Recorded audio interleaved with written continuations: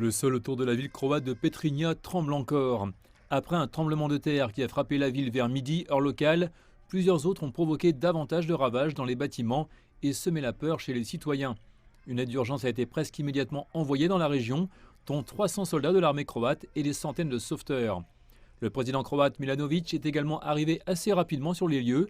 Il a comparé la dévastation de Petrinja à celle de la capitale de la Tchétchénie, Grozny, au milieu de la guerre civile il y a environ 2 décennies. Le maire de Petrinja a déclaré que la moitié des bâtiments de sa ville étaient en ruine. Selon des sources locales, plus de 20 personnes ont été conduites dans les hôpitaux de la ville voisine de Sisak.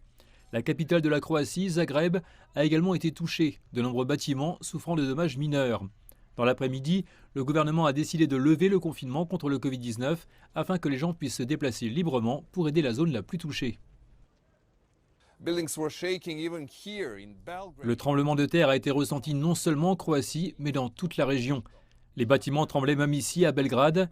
La centrale nucléaire de la ville slovène de Krško a été fermée par précaution, car cette centrale n'est qu'à 100 km de l'épicentre. La zone autour de la capitale croate, Zagreb, dans ces derniers mois, a connu plusieurs tremblements de terre violents qui ont causé la mort et la destruction de la région.